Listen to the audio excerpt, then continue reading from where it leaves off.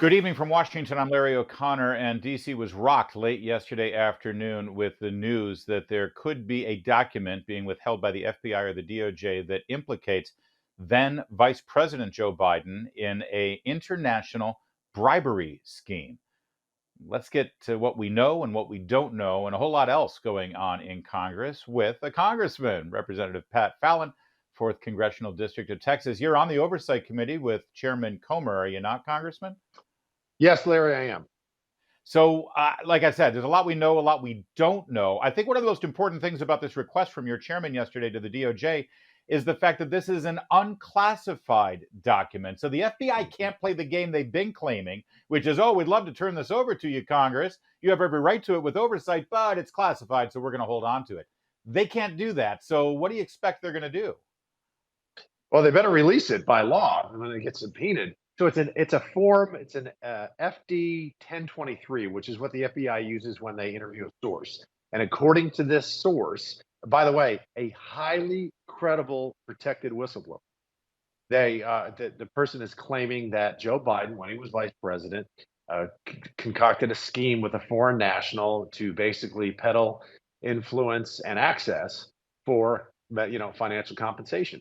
And Yeah. everything about the Bidens, Larry, and the way in which they've conducted themselves points to massive corruption.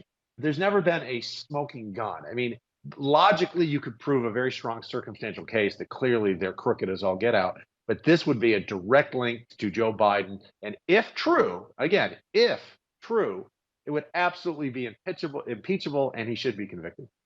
Well, there's an underlying issue here too, and that is, when did the FBI know about this? When Mhm. was this form filled in? Do we know that yet, by the way? Did the whistleblower disclose how long they've been sitting on this information? I believe it's since 2020. So, going on 4 years now, over 3 years Mhm. at least, they've been sitting on this information. If the FBI did nothing to verify this information or investigate it, now we're not just talking about that underlying crime, but we're also talking about a cover up, aren't we? Absolutely, 100%. And furthermore, I mean, we've had other whistleblowers, again, highly credible. We had one from the IRS who was a supervisory special agent that claimed that Hunter Biden was being protected. And if it was one whistleblower, that's one thing, but it has been numerous. And with the laptop and believe it or not, there's some investigative reporting going on in this country. What we found is this: Hunter Biden was a derelict. Everybody agrees with that. And then suddenly, miraculously, he became a successful multi-millionaire international businessman. And what had changed? His father became vice president.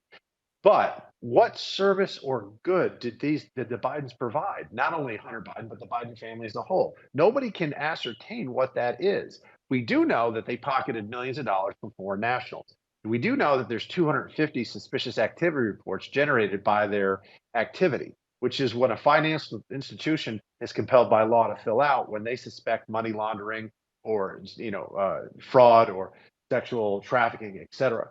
They formed a series of shell companies. 9 Bidens have been paid. And you know what else, Larry?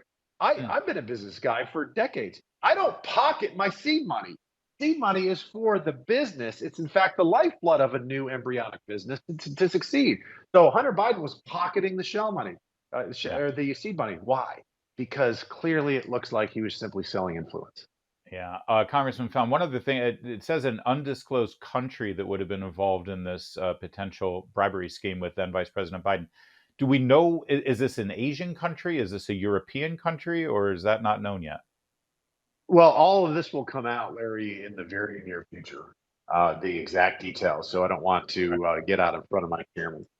Understood. Understood. Let's move on to some of the other basically impeachable problems with this president. We're already talking about impeaching Secretary of Homeland Security Alejandro Mayorkas over the debacle, the disaster that is the southern border. I know as a Texas congressman, you're looking at that very carefully. What do you make of the Biden administration's move now to send troops to the border? When President Trump did that, it was totalitarian, it was outrageous, Yes. it was unprecedented.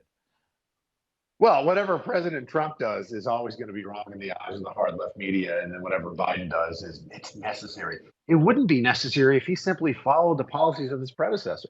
President Trump had the migrant protection protocols, which was better known colloquially as the wait in Mexico policy. Oh, you want to claim asylum? You will wait in Mexico while your asylum claim is being adjudicated. Yeah. That was so powerful because if you're coming all the way from Central America or Southern Mexico and you're going to make that perilous journey where you're at the, on God's good grace and really under the thumb of the cartels, you're not going to do that if you think you're just going to have to wait in Mexico for months, if not years anyway, which is a good thing because we don't want anyone to come to this country illegally. And 99% of the folks that are coming across the border over the last several years are not economic, or they're economic migrants. They're not asylum seekers. But the NGOs, the non governmental organizations, tell them to claim asylum no matter what their situation is, because then Biden will parole them. So this is a crisis of his own making. And Larry, we never had a month in our history where we had over 200,000 illegal border crossings in a given month. We've had 10 months in a row of it, officially and really unofficially, about 14 months in a row of it under Joe Biden, because he's welcoming migrants illegally. Well, and as you know, it's about to get worse when Title 42 is lifted. I know that House Republicans are working on a bill that could preempt this or help this. Where do things stand there in terms of what Congress can do to ensure that the border is secured? But and also, does it go anywhere if Democrats in the Senate, or for that matter, the White House, just chooses to ignore you? Yeah, welcome to divided government. Yes, we do have a slight, a slim majority in the House, but we still don't have the Senate and, of course, the White House. So there's a limited amount of things that we can do. Now, we can tell the executive branch that, you know what, we have the power of the purse, that we're not going to fund these things and your other priorities unless you fix the border. And that's a game of brinksmanship to some degree. But we need to educate the American people as well, because sometimes we can force extremely bad policies when the American people rise up. And we need them to understand that the Mexican drug cartels are controlling the southern border right now and not the federal government. And that is unsustainable. It's incredibly dangerous. And by the way, in this country, if you're not safe, then you're not free. And right now, we're not safe. We don't know who these millions of people, 7 million people across that border illegally over the last 2.5 years, we don't even know who they are, Larry. Yeah. Congressman Fallon, you also sit on the Armed Services Committee, and now we're hearing from Russia that they believe that video showing a alleged drone strike against the Kremlin was really the United States. They were behind it. It Yeah. was an assassination attempt of Vladimir Putin.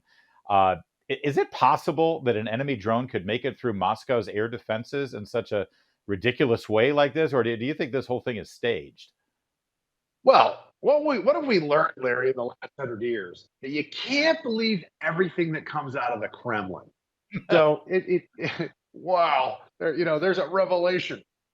It seems like it's a false flag to me, and they've been sloppy and they've been incredibly inept. I mean, who would have thought in February of last year that 15 months later we'd be talking about the Ukrainians holding the line and a Ukrainian counteroffensive where Yeah. Russia is back on its heels. Nobody would have thought that. So there's been a lot of corruption within the military in Russia for decades now, and now you're seeing that kind of the chickens come home to roost. Is there any window for some sort of resolution to this conflict, though? I keep hearing from people that now's not the time to talk about peace or have a ceasefire. That's giving Putin just what he wants. But at the same time, I mean, at some point, we have to figure out what the resolution is. And Putin doesn't seem like the person who's just going to turn tail and surrender.